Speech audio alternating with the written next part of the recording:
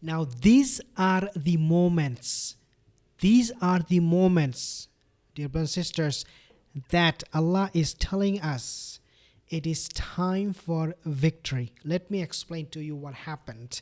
If you remember, there was an article published in the Zionist media. It's called Haaretz, January 21st. It basically said that IDF soldier, now listen to this, very, very interesting, very, very important.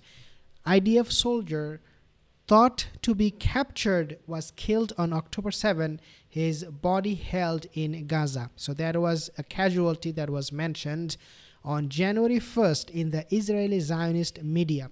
November 8, 2023, there was another report coming from Andalus agency. Two more Israeli soldiers killed in Gaza ground operation. Death toll rises to 33. The same newspaper published another article November 16, same year 2023, and it said, three more Israeli soldiers killed in Gaza. Death toll rises to 371 since October 7th. Now, why I'm mentioning all of these numbers?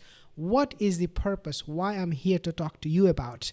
As we have all heard this news coming from Israeli media itself, Haaretz, they reported their casualties. Now they're lamenting those casualties. Like, oh my God, this is going crazy. Abu Ubaidah was sent by Allah Azza wa Jal. Wallahi, inshallah, this is my hope and my prayer. This is the man who is wreaking havoc. So all of these casualties, Israeli soldiers dying and being killed by a militia, literally, they have nothing to make weapon from. They're using pipes, they're using underground tunnel, they're digging holes, they're doing whatever that comes to their mind, and they're being able to defeat this most modern advanced military in the world. Israel actually ranked 4th in the world, but I would argue that they are 4th. I would say they are first because they receive aid from US, UK, Germany, all of Europe, and they receive tanks, all kind of modern weapons and technology. And they have the best army in the world. They have the spyware. They invent. I mean, they spend all their time making all of these kind of weapons, and they have all of it, and they receive billions of dollars in aid from US, from Germany, from UK, and nevertheless, dear brothers and sisters, they are now being defeated. Every single day there is a news. Every single day there is a news that somebody is being dead. One Israeli soldier is killed. And then you have also other news where they're seeing things that don't even exist. We call this jinn or maybe malaika, who knows. They're hearing things that is not even there. They're hearing, they're crying, they're shouting, they're screaming. The citizen, all of them are now in panic mode. And this army, wallahi, of Abu Ubaidah, coming from Khan Yunis, they are wreaking havoc on this most advanced military in the world.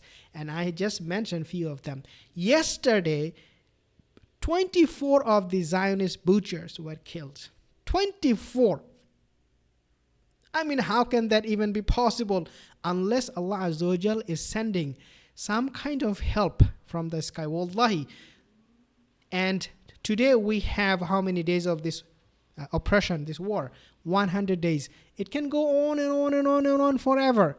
Israel will never win this war. Now, what happened this time? What I'm talking about? 24 of them were killed in just one day. And how that happened? They have no explanation. Israel has no clue how those people were killed. How is it even possible? They were guarded by tanks. These soldiers who were killed, they were guarded by tanks. They were inside of a building. This is how it happened. They were inside of a building, 24 of them. I think more of them. And then outside, they had tanks. Allah mentioned in the Quran that this Yahudi, they fight except from behind their fortress. Wallahi, this is exactly what they do. They fight from behind the fortress. So these tanks, the fortress, they were there. And all of a sudden, you have 24 of them just got killed. Like, can you believe this? Wallahi, this is help from Allah Azza wa Jal. And 100 days, no victory. Victory only comes from Allah Azza wa Jal, not from your tanks, not from US aid, not from UK aid. It comes only and only from Allah. How they were defeated in Afghanistan, how they were defeated in Iraq, they will meet the same fate in Palestine, wallahi. They never won in Iraq. You might argue with me, no, but brother, yes, they decimated Iraq. They killed millions of them, but they never won in Iraq. Do not be fooled to believe they have won in Iraq. We all know what happened in Afghanistan. There was a clear victory for the Afghan people, but we also should understand US never won in Iraq. It was a disastrous campaign. Now what they're doing in Palestine, it will be the exact same thing. Could be much worse. Because this time if they lose in Israel, wallahi, I'm telling you, Russia, China will swoop in. They will come in. Iran is just waiting to pounce on Israel, on Jerusalem. They will take over Jerusalem. Russia will run amok. I'm telling you, I'm promising you, this is going to be much worse. All of these vultures, these vultures, they're just waiting. These eagles, they're just waiting for the Israel to be dead. And then they're going to come and take their flesh and their meat and their bones away from them.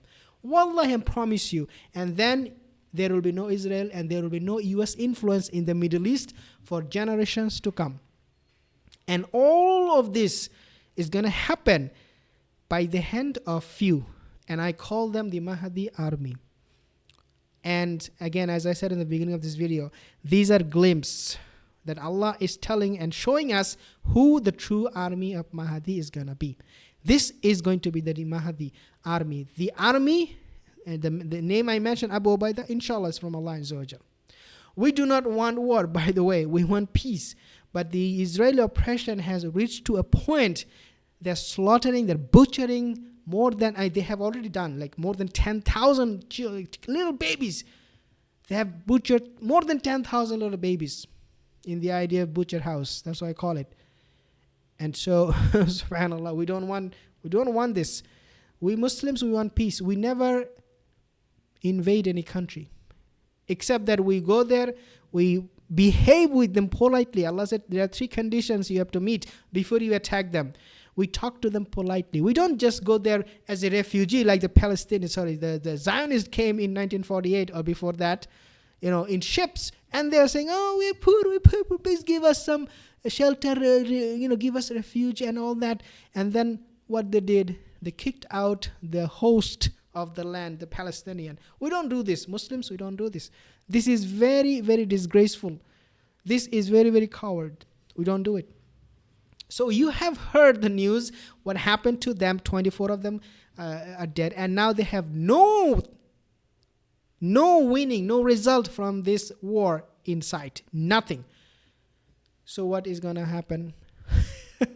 Subhanallah. Now, there is a report that suggests that Hamas and Israel, the government, they're going to sit again and talk about a peace deal.